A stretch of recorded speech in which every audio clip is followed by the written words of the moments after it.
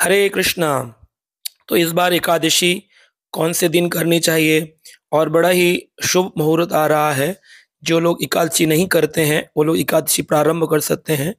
यह पूरे वर्ष की एकादशी प्रारंभ होने की तिथि है। तो इस बार एकादशी इस महीने की, मार्गशीर्ष महीने की प्रथम एकादशी 8 को करें कि 9 को करें, लोगों को कन्फ्यूजन है।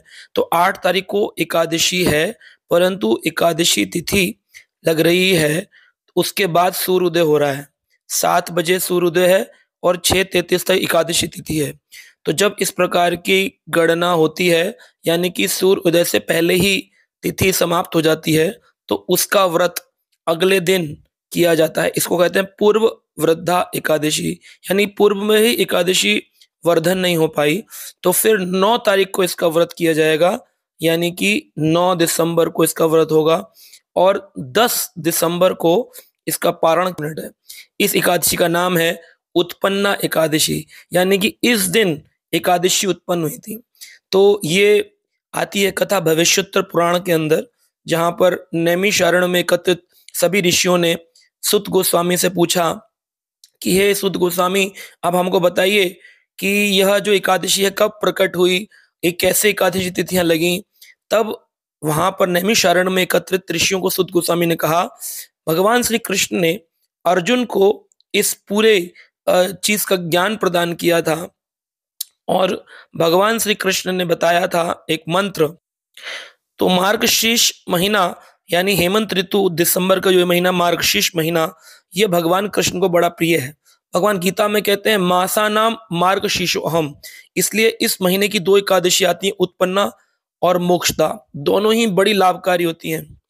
इस एकादशी के दिन सुबह उठ करके यह मंत्र बोलना चाहिए, अश्व क्रांते रथ क्रांते विष्णु क्रांते वसुंधरे मृतिका हर में पापम यन्मया पूर्व संचितम।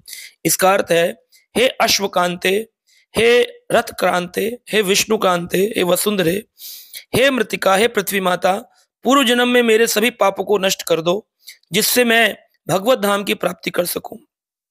और उसके बाद फिर भगवान गोविंद की पूजा प्रारंभ करनी चाहिए। तो जैसे हर वर्ष न्यू ईयर बनाते हैं लोग, ऐसे ही जो वैष्णव होते हैं एकादशी पालन करने वाले, उनकी एकादशी यहाँ से लूप जो होता है ना, 24 एकादशियों का यहाँ आकर खत्म होता है। और इस एकादशी से फिर दोबारा पुनः 24 एकादशियों का लूप जो है, सर्कल, वो प्रारंभ होता है। तो यहाँ पर भगवान कृष्ण ने अर्जुन को बताया कि एक बार देवराज इंद्र और सारे देवता भागे भागे भागे भागे गए भगवान के पास और कहते हैं, प्रभु, हमारा जो स्वर्ग लोक की राजधानी है ना, उस राजधानी में अमरावती पर आक्रमण कर दिया है एक असुर ने, और हम सभी देवताओं को वहां से निकाल दिया है। इस प्रकार इंद्र की प्रार्थना सुनने पर भगवान विष्णु ने कहा, ऐसा कौन सा दानव है जो इतना शक्तिशाली हो गया और तुमको वहां से निकाल दिया अपने स्वर्ग से। तब इंद्र ने कहा, हे देवेश्वर, हे भगवान, हे पुरुषोत्तम, देवताओं में भय और चिंता का निर्माण करने वाले इस असुर का नाम है नंदी जंघ। ये ब्राह्मण कुल में उत्पन्न हुआ है। तो ये भी बड़ी समझने वाली बात है कि ब्राह्मण कुल में भी जो असुर उत्पन्न हो सकते हैं, यानी कि जो व्यक्ति ब्राह्मण कुल में पैदा तो हुआ है लेकिन वो ब्राह्मण के उचित कार्य नहीं करता, तो उस व्यक्ति को असुर कहा जाता है। और कलयुग में विशेष करके यह वरा पुराण में लिखा है कि कलयुग की इस अज्ञानता भरी संसार में जो द्वापर युग के असुर थे, उन्होंने अपने आप को छुपे रूप से ऐसे ब्राह्मणों के कुल में जन्म लिया है, जहां पर नाम तो ब्राह्मण कुल है लेकिन कोई भी क्रियाओं का, ब्राह्मण उचित कार्यों को कार्य नहीं किया जाता। तो ये बहुत प्राचीन कथा आती है। भगवान कृष्ण ने कहा, नंदी जंग ब्राह्मण कुल में उत्पन्न हुआ था और उसका बेटा जिसका नाम मुर है, ये भी अपने पिता की तरह बड़ा कुप्रसिद्ध है। इसकी प्रसिद्धि कुप्रसिद्धि है और इसने इतना तकलीफ दे रखी है सारे सब लोगों को। और ये एक नगर में रहता है जिस जगह का नाम है चंद्रावती। तो चंद्रावती में ये रहता है और प्रभु आप इसका वध करिए। तो भगवान ने कहा, चिंता मत करो, मैं जाऊंगा, युद्ध करूंगा। तो सारे देवता इकट्ठे हुए, सबने अपने अस्त्र शस्त्र लिए और उधर से मुर राक्षस की सेना आई और दोनों सेनाओं में युद्ध हुआ। लेकिन देवता इस बार बड़े शक्तिशाली महसूस कर रहे थे क्योंकि उनके पास भगवान विष्णु की सहायता थी। सारे राक्षस मारे गए, लेकिन जो मूर का युद्ध चल रहा था वो समाप्ति नहीं हो रहा था। बताते हैं 10,000 वर्षों तक दोनों में युद्ध चला, भगवान में और उस राक्षस में। बाद में जब भगवान ने देखा कि ये मूर तो समाप्ति नहीं होता है, तो वो भगवान बद्रीनाथ धाम, जो पहाड़ों में है, बद्रीनाथ बद्री का आश्रम, वहां पर एक गुफा थी। उस गुफा का नाम था हेमवती गुफा। उसमें भगवान ने कहा अब मैं थक गया हूं, 10,000 वर्षों तक युद्ध किया है, अब हम थोड़ा विश्राम करते हैं। भगवान योग निद्रा में गए, लेकिन ये असुर पीछा करते करते करते करते और भगवान की उस योग निद्रा में भी पहुंच गया।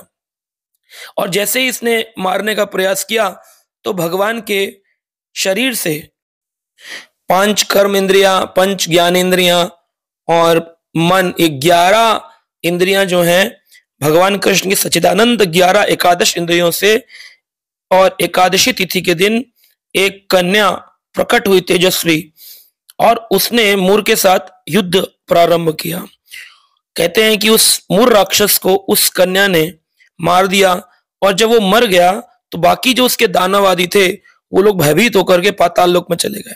भगवान विष्णु निद्रा से जागे और उन्होंने कहा कौन था जिसे मार दिया, इसका शव पड़ा है, कौन हो तुम जिसने इसको मार दिया? तो फिर उस कन्या ने बताया मैं आप ही के अंगों से प्रकट हुई हूँ, आप ही की जो अनेक अनेक शक्तियां उनमें से एक शक्ति हूं, और आप योग निद्रा में थे तो आप ही की योग निद्रा से प्रकट होकर मैंने इस मूर को मार डाला है। भगवान ने कहा क्योंकि तुम इस एकादशी तिथि में उत्पन्न नहीं हो इसलिए तुम्हारा नाम एकादशी होगा, और आज का नाम उत्पन्न एकादशी होगा क्योंकि तुम उत्पन्न हुई हो। तब भगवान ने कहा तुम वरदान मांगो। तो भगवान विष्णु के कहने पर भगवान विष्णु ने उसे आशीर्वाद दिया, तुम मेरी आध्यात्मिक शक्ति हो, जो वर चाहो मांगो। तो उस दिन उस एकादशी ने कहा कि आज के दिन जो भी व्रत करेंगे, आपका भजन करेंगे प्रभु, और द्वादशी के दिन इसका पारण करेंगे, उन लोगों को आप अपनी धाम की प्राप्ति कराना, उनको अपनी भक्ति की प्राप्ति कराना। धर्म अर्थ काम मोक्ष तो उनको मिल ही जाएगा, लेकिन पंचम पुरुषार्थ प्रेम आपका प्राप्त हो। सो इस एकादशी को बड़े ही भाव के साथ रखना चाहिए। इस एकादशी के दिन अन्न ग्रहण करना, मांस मदिरा और अनेक अनेक जैसे कांसे के बर्तन में खाना खाना, शरीर में तेल लगाना, ये सब वर्जित है। इसके महात्म में यहां तक आता है, ये ब्रह्म वैवर्त पुराण में लिखा है, उपावृतस्य पापेभ्यो यस्तु वासो गुणे सहा उपवासम सविज्ञे सर्वभोग विवर्जितः। उपवास का अर्थ है भगवान के नजदीक वास करना। तो इस दिन अपने आप को सभी इंद्रिय तृप्ति के कार्यों से दूर रखकर एकादशी तिथि के भगवान की शक्ति के ऊपर ध्यान लगाना, उस व्यक्ति को पंचम पुरुषार्थ भगवत प्राप्ति अवश्य होती है। हरि भक्ति विलास में लिखा है, एकादशी व्रतम नाम सर्व काम फल प्रदाम कर्तव्यम सर्वदा विप्रे विष्णु प्रीणा कारणम। जो व्यक्ति एकादशी व्रत का पालन करता है उसकी समस्त इच्छाएं पूर्ण हो जाती हैं। कर्तव्यम सर्वदा विप्रह, हर वैष्णव हर भक्त का ये एक कर्तव्य है कि विष्णु की प्रीति के लिए, विष्णु की प्राप्ति के लिए, उनकी प्रसन्नता के लिए भगवान कृष्ण के लिए इस व्रत को करना चाहिए। अब कभी कभी लोग कहते हैं कि भाई अन्न नहीं खाएं, चावल बिना खाए रह जाते हैं कुछ लोग, पर ये बहुत बड़ा अपराध है। एकादशी में अन्न पान ये कर लेना मतलब समझो एक विष्ठा खाने के समान है। शास्त्रों में तुकाराम बड़े संत हुए कहते हैं, एकादशी अन्नपान जे नरा करती भोजन श्वान विष्ठे समान अधम जनते एकहा। वह व्यक्ति अधम है। यहां तक कहते हैं एकादशी के दिन अगर कोई व्यक्ति अन्न ग्रहण करता है तो अपने माता पिता के हत्यारे होने का पाप उसको लगता है। तो क्या क्या नहीं खाना? चावल नहीं खाना, गेहूं नहीं खाना, मक्का नहीं खाना, दाल नहीं खाना, राई नहीं खाना, हल्दी नहीं खाना, जीरा नहीं खाना, तिल नहीं खाना, ये सब चीजें मना होती हैं। और भी इसकी बड़ी लंबी लिस्ट है। तो क्या खाएं? तो आप फ्रूट्स खा सकते हैं, आप दूध पी सकते हैं, आप जूस पी सकते हैं, फल खा सकते हैं, कूटू खा सकते हैं, है ना। तो ये चीजें आप खा सकते हैं, ड्राई फ्रूट्स खा सकते हैं। लेकिन अन्न किसी भी चीज में स्पर्श हो, बाजार की चीजों को खाना अवॉइड करना चाहिए। कभी कभी जो हलवाई होते हैं वो उन्हीं हाथों से अन्न की मिठाई भी बनाते हैं और उन्हीं हाथों से खोए की मिठाई भी बनाते हैं। तो अगर एक राई के दाने बराबर अन्न भी प्रवेश हुआ तो ये पाप लगता है बहुत गहरा।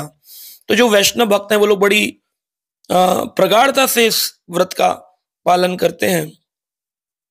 तो पूरी तरह से वर्जित चीजों को, जैसे custard powder, baking powder, baking soda, दुकान के चिप्स, मूंगफली, शहद, हरी पत्तेदार सब्जियां, टमाटर, बैगन, फूल गोभी, ये सब चीजें खाना वर्जित है, नहीं खाना चाहिए, है ना। और उपयोग करने में अगर कोई मसाले लेने हैं तो खाली सेंधा नमक और काली मिर्च, बाकी सारे मसाले भी वर्जित है।